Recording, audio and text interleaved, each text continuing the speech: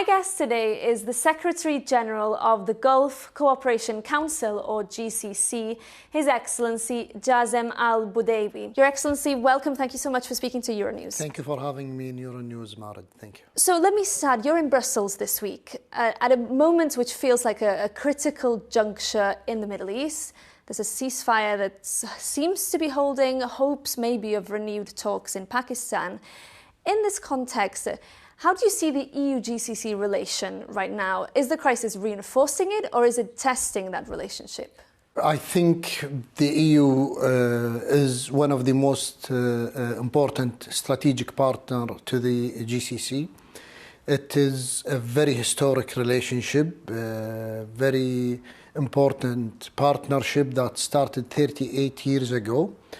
It covers almost every aspect of our lives, from political to economical to educational to cultural to investment. All aspects are included in this partnership. We have achieved so many goals and so many achievements that we feel in our life on a daily basis. Definitely the escalation in our region and the Iranian continuous attack on the GCC country brought the GCC-EU into even closer relationship. I felt it, and this was reflected in my discussion and dialogues here in Brussels with the different leaders in the European Parliament and in the European Commission. Also, as we speak today, the President of the Council, Mr. Costa, is in our region meeting with the leaders. Ms. Kaya Kalas was in our region a few days ago. So this is bringing us together. We are looking at the stability and the security of the region, because it is obvious to everybody that the stability in the Gulf is an important element for the international stability and security. There will be a meeting later this week led by Paris and London on the reopening of the Strait of Hormuz. Do you welcome that? Do they need to be more forthcoming in terms of resolving this crisis? They have played an excellent role in trying to bringing this escalation to de-escalation with the international community. Everybody is trying to do their best to convince the Iranian regime to refrain from these attacks and to go back to the talks and to implement what is needed from them, from the international community, especially on their nuclear program, on their programs on missiles and drones, and their support to proxies all over the Arab world. The EU has been consulting themselves, of course, through their Foreign Affairs Council, or with us in the GCC and with other partners all over the world. Yet peace and stability in the Gulf region now seems to be hinging quite a lot on talks led by the US. You do have a role, I know, but you are not directly involved in those talks in Islamabad, for example. Do you trust the US to negotiate on your behalf? We maintain an excellent relationship with the United States. It's also a strategic partnership. We have in discussion with them about this issue and many other issues. We know that Iran has to implement everything that is asked of her in order to achieve this success for the negotiations. We hope that not only in the escalation in our region, but in all over the world, that everybody uses discussion and dialogue and negotiation to solve problems, not the use of force, not implementing sanction or whatsoever. This is where we need to go to, using dialogue. At the same time now we're seeing the US blockade some Iranian ports. Is that useful, helpful in that context and in those efforts, those diplomatic efforts you've just described? Well, Iran is the one who started blocking the Strait of Hormuz, not anybody else. This was open for centuries, and nobody has used it as a weapon or as a tool or as a card in their hand to gain some geopolitical wins. Iran started this. Iran should be the one responsible for taking all the effect that comes back from its policies. Nobody has done this. The region has seen many wars before, many conflicts. The Strait of Ormuz was never used. They should be the one responsible for taking the blame. I'd like to ask you how this experience, these 7 weeks of conflict we've seen, have maybe changed the way that the members of the GCC think about security. Do you think there's been an inflection point here, and do you think there'll be more work on, for example, partnerships with countries like Ukraine to bolster the region's defense? There are many lessons learned from this conflict, and I can categorize them into two parts. The first part is, the first lesson learned is how do we achieve our GCC integration that we've been working on since 1981 when the GCC was started.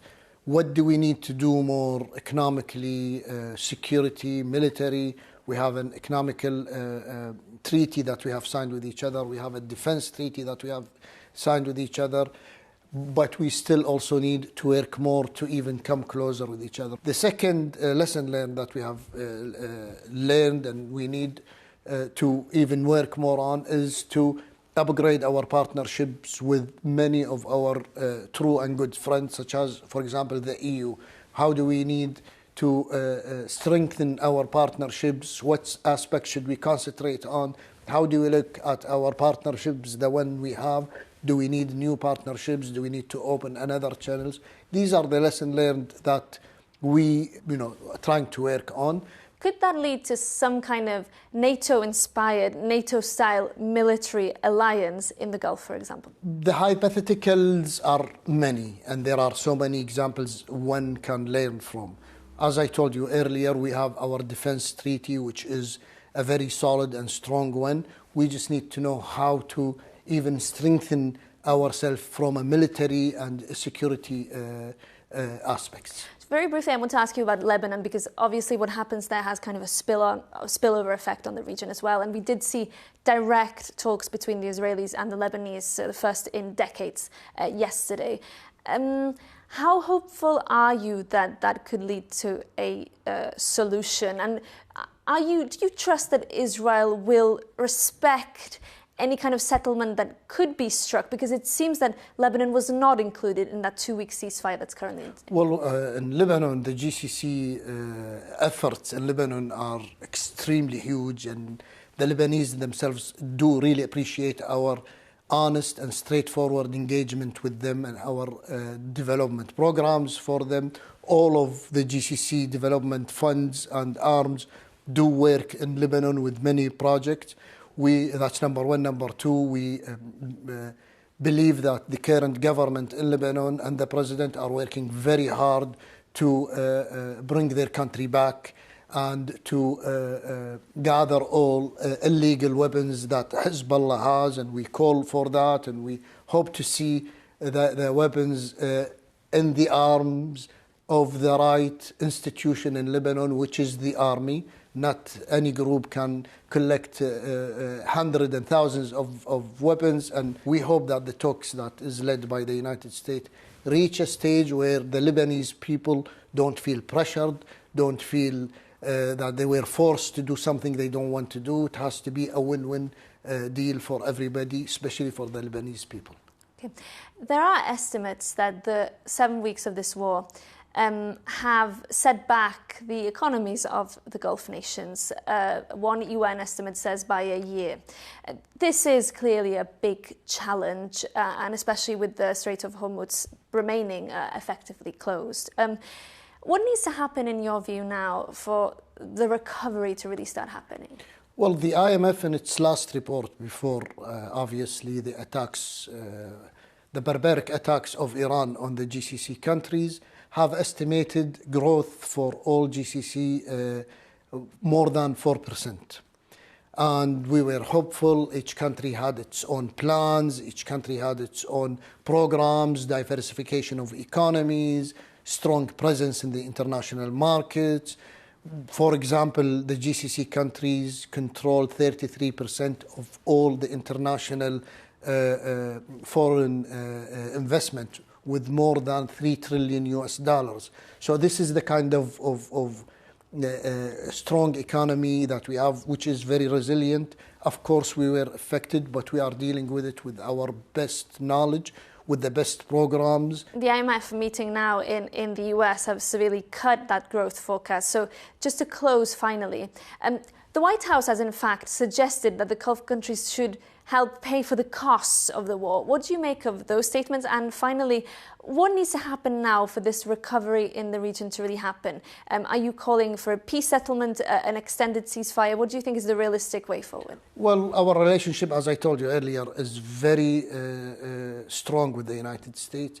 Any message that we need to exchange with each other, we do it in our discussion, in our continuous discussion. 2 days ago, I held a very wonderful telephone conversation with Deputy Secretary Lando of the United States. We talk about all the issues. We talk about all the matters. The side that should take care of the cost is the one that caused all this damage, is the one that was the reason behind the setback that the region is going through now.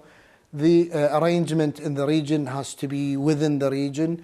Any engagement has to be involving everybody in the GCC and other players in order to achieve that long-lasting stability and peace and security that we all are eager to achieve. Your Excellency, thank you for your time. Thank you so much.